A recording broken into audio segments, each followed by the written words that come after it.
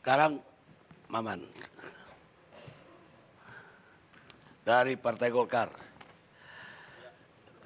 Tes. sengaja terbang dari Pontianak untuk hadir malam ini di ALC. Dari Pontianak ya? Iya, Pak Karni. Agak demam-demam sedikit, Pak Karni. Boleh ditanggapi Iya, Mak. kejadian yang menimpa Bo ini? Ya, pertama terima kasih banyak Pak Karni. Assalamualaikum warahmatullahi wabarakatuh. Selamat malam, salam sejahtera saya ucapkan kepada semuanya yang ada di sini dan juga terutama Pak Karni sebagai Presiden ILC. Saya atas nama pribadi dan juga sebagai kader muda Partai Golkar dengan segala kerendahan hati ingin mengucapkan permohonan maaf yang sedalam-dalamnya kepada semua masyarakat Indonesia apabila kejadian ini betul-betul mengganggu ataupun membuat sebagian besar masyarakat mungkin kecewa. Karena terlepas dari apapun, saya juga secara pribadi kenal dengan Mas Bowo karena rekan kita satu partai. Namun yang ingin saya tegaskan dalam forum ini adalah ini semua betul-betul inisiatif pribadi beliau. Jadi jangan sampai kita melihat ini sebagai sebuah langkah-langkah institusi, Pak Karni.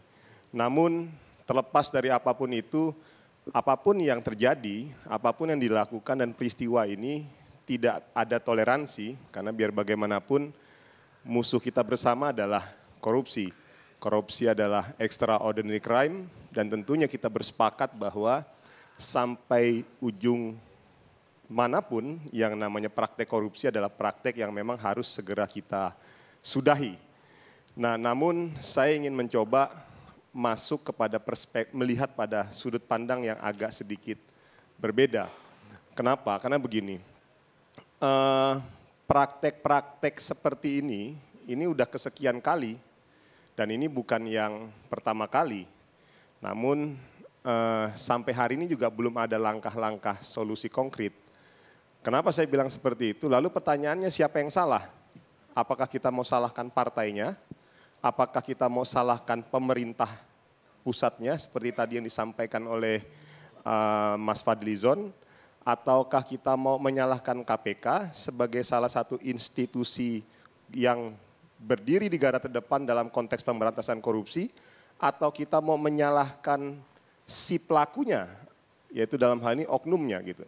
Nah, pertanyaannya menurut saya yang harus kita sadari sekarang adalah bukan menyalahkan atau membenarkan siapapun, tapi sudah saatnya kita masuk kepada satu step yang jauh lebih ke depan, yaitu apa? Mengevaluasi sistem pemilu kita. Karena apapun, saya bilang, manusia nggak ada yang sempurna Pak Karni. Dengan sistem pemilu sekarang, yang mungkin dia mungkin lurus tapi dengan tekanan psikologis publik, dihadapi dengan masyarakat dan lain sebagainya, kadang-kadang bisa tergoda juga Pak Karni. Nah, sistem pemilu sekarang ini adalah sistem pemilu yang memang membuka ruang kepada siapapun akhirnya bertransaksi, berpolitik ataupun berdemokrasi secara liberal, secara bebas. Akhirnya kita dihadapkan dengan seperti hutan lima belantara, di mana di depan kita itu ada, ini kalau ibarat lautan luas ada ikan piranha, ada ikan hiu, ada ikan teri dan segala macamnya. Kalau di lautan lima belantara ya itu tadi macam-macam, ada singa, gajah, segala macamnya. Nah, artinya apa? Sistem pemilu kita sekarang yang membuka ruang dengan sistem proporsional terbuka, yaitu siapapun yang punya suara terbanyak dia yang bisa maju, ini yang akhirnya membuat terbuka ruang secara besar, secara lebar kepada siapapun untuk melakukan tadi dalam tanda kutip kalau istilahnya Mas Fadlizon vote buying. Jadi membeli suara lah gitu. Nah, saya tidak mau masuk dalam domain pilpres terlebih dahulu. Saya mau bicara pada konteks yang lebih umum dulu, yaitu yang lebih substantif. Karena kalau misal masuk kepada ranah pilpres nanti akhirnya jadi debatable, tapi saya mau masuk ke situ, ke hal yang substantifnya dulu, yaitu sistem pemilu kita. Sebagai contoh kasus saya hari ini, saya juga caleg Pak Karni, saya di Kalimantan Barat, luas wilayah Kalimantan Barat itu 1,5 kali Pulau Jawa. Lalu kadang-kadang yang namanya kita manusia juga kadang juga tergoda macam-macam. Tapi karena memang akhirnya mungkin situasi yang membuat kita dari segi logistik segala macam juga kita terbatas, akhirnya mungkin membuat kita tidak melakukan praktek-praktek transaksi itu. Ya, jadi maksud saya ini bisa terjadi pada siapapun, bukan hanya kepada seorang Bowo ataupun kepada seorang yang lainnya.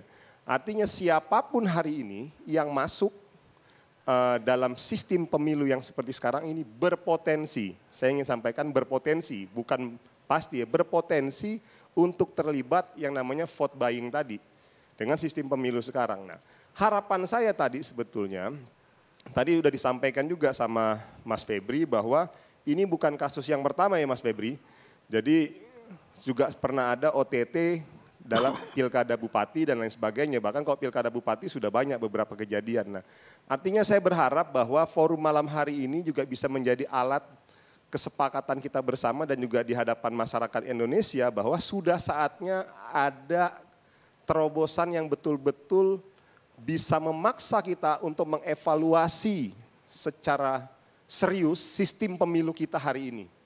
Nah, konsepnya seperti apa menurut saya ke depan di periodisasi yang baru ini di 2019-2024 adalah momentum yang paling pas kita untuk mengevaluasi sistem pemilu kita. Karena kejadian ini nggak boleh lagi kejadian yang kedua kali atau ketiga kali. Jadi kalau tadi saya masuk pada sudut pandang yang tadi saya sampaikan di awal, ya tidak menutup kemungkinan dalam waktu 2 minggu ke depan bisa ada lagi BSP baru. Saya menilainya seperti itu. Karena ini keadaan ini menggiring kita, keadaan ini memaksa kita dan membawa kita untuk mencoba terlibat dalam praktek-praktek seperti itu. Karena di satu sisi masyarakat kita pun kan kedewasaan berpolitiknya pun masih ada yang sudah dewasa, ada yang belum. Ada yang memang betul-betul melihat si caleg betul-betul dari kapasitasnya, tapi ada juga yang tidak. Ada juga yang mungkin punya karakteristik labil segala macamnya. Ini yang menurut saya penting dan saya pikir di sini ada Bawaslu, ada KPK, dan saya berharap KPK juga bisa nanti ikut andil sebagai bagian yang mengendorse atau mendorong untuk melakukan evaluasi sistem pemilu kita dalam konteks pencegahan. Karena jangan sampai lagi tadi, harapan saya jangan sampai kita terjadi yang kedua lagi. Karena saya agak feeling saya seperti itu Pak Karni, ini bisa aja nanti dalam 2 minggu ini terjadi lagi.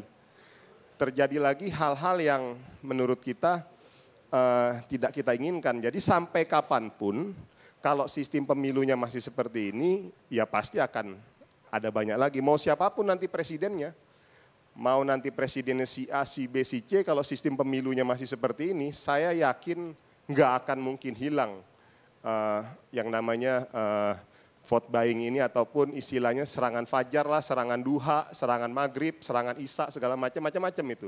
Ada lagi serangan siang lah, macam-macam. Artinya itu yang pertama Pak Karni. Yang kedua, saya mengapresiasi langkah KPK sebagai bagian dari untuk memberikan shock terapi kepada kita semua, kepada saya juga secara pribadi dan juga kepada kita semua, caleg-caleg yang ada di seluruh Indonesia bahwa mari mulai hari ini kita betul-betul mengedepankan ide dan gagasan dalam bertarung. Mari kita hari ini betul-betul menggunakan kualitas diri kita. Bahwa hari ini kita juga harus memiliki tugas yang sama, tugas bagi seluruh caleg-caleg, bahwa caleg-caleg ke depan harus mampu mengedukasi kepada masyarakat bahwa masa depan bangsa ke depan itu ditentukan oleh pilihan mereka, bukan oleh duit.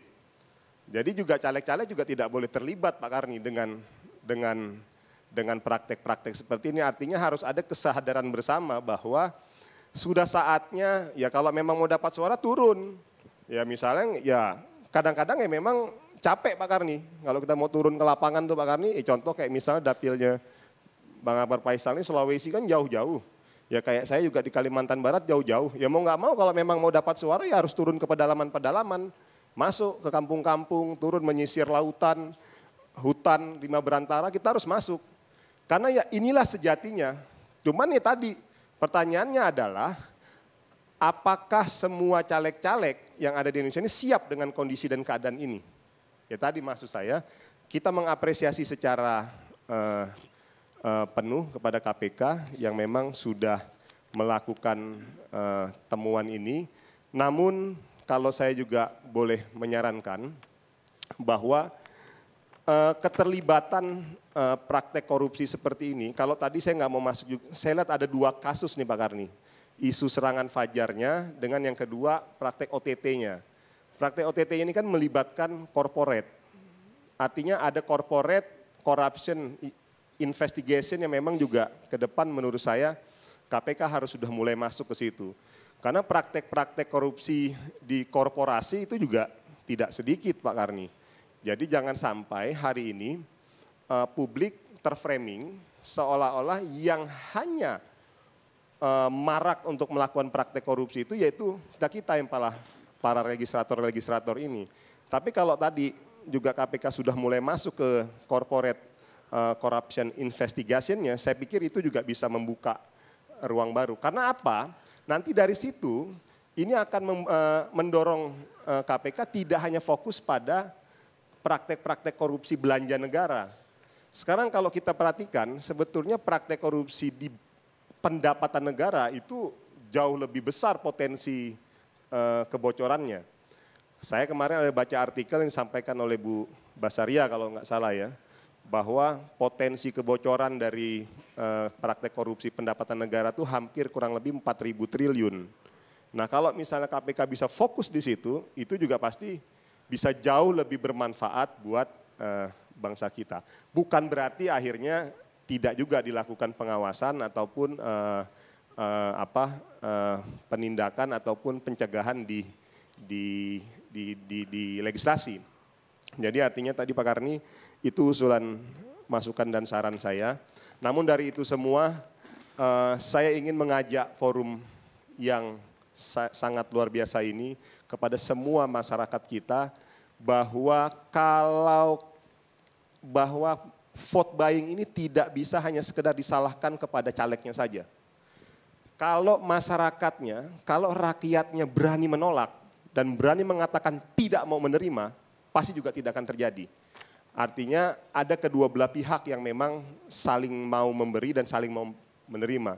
Jadi saya pikir sekarang sudah saatnya kita sudahi dan mari rakyat Indonesia betul-betul menggunakan hati nurani mereka untuk memilih siapapun wakil-wakil rakyat ke depan. Sudah saatnya bangsa Indonesia ke depan berhak mendapatkan yang terbaik untuk mewakili aspirasi mereka ke depan, Pak Karni. Baik, saya kira bukan aja sistem pemilu yang harus diperbaiki. Nah itu tanggung jawab DPR loh sama pemerintah. Tapi juga undang-undang partai politik. Sampai hari ini kita tidak pernah bisa tahu partai-partai itu bagaimana keuangannya, dari mana aja uang itu. Tidak pernah terbuka. Padahal partai-partai itu telah berfungsi jadi institusi publik. Karena partai yang menentukan siapa calon wali kota, siapa calon bupati, siapa calon gubernur, bahkan calon presiden. Tapi kita ditutupin untuk bisa tahu keuangannya siapa saja sponsor. Kalau mau liberal, liberal sekalian seperti Amerika, kita terbuka. Saya tambahkan sedikit Pak Karni, kalau tadi Pak Karni menyinggung masalah partai. Jadi begini, kenapa akhirnya tadi menjadi perlu ada anggaran yang dialokasikan untuk partai, itu nanti akhirnya menjadi dasar buat KPK untuk masuk Pak Karni. Jadi akhirnya ada proses check and balance. Nah tapi kan sekarang kan seolah-olah kan kalau opini publik kan tidak berbanding lurus dengan harapan kita. Karena image partai kan terkesannya masih negatif. Tapi tadi saya bilang, nah untuk yang kali ini saya agak sama nih dengan Mas Fadlizon untuk yang konteks bahwa perlu ada penambahan alokasi anggaran untuk partai politik. Artinya ini juga bisa membuat partai politik menjadi mandiri dan memang menjadi institusi yang memang tadi akuntabilitasnya jelas dan KPK juga bisa masuk ke situ dalam konteks pengawasan nanti ke depannya. Jadi semangatnya saya pikir kalau udah melihat kondisi ini memang perlu ada restrukturisasi dan reevaluasi secara menyeluruh terkait mengenai sistem pemilu kita, undang-undang partai politik kita, dan segala hal yang memang terkait mengenai sistem berdemokrasi kita di bangsa kita. Dan saya setuju itu memang menjadi PR kita di DPR nanti ke depan, namun juga menjadi PR kita bersama untuk saling mendukung, dan termasuk juga teman-teman pers dan media. Jadi karena ingin saya tegaskan kembali, siapapun nanti presidennya Pak Karni, baik si A, si B, si C, si D, tidak akan bisa mencegah praktek vote buying ini kalau tidak dirubah sistem ini. Itu sekaligus saya ingin menambahkan yang tadi disampaikan oleh Mas Fadli. Terima kasih. Untuk oknum yang ketangkap ini, apa yang dilakukan oleh DPP atau partai? Iya, beberapa waktu yang lalu kita sudah menjalankan sesuai dengan mekanisme organisasi yang ada. Jadi sudah diberhentikan sebagai pengurus partai dan segala macamnya. Namun kalau terkait di DPR tentu ada proses mekanisme Undang-Undang MD3 yang memang tidak bisa kita lewati. Namun di sisi lain tetap kita bahwa memang kita juga tidak bisa sepenuhnya menjudge seorang BSP, karena biar bagaimanapun iya dia salah, tapi dari sisi kemanusiaan juga kita, saya secara pribadi dan juga mungkin beberapa rekan-rekan di Partai Golkar ya cukup berempati dengan kondisi ini. Baik.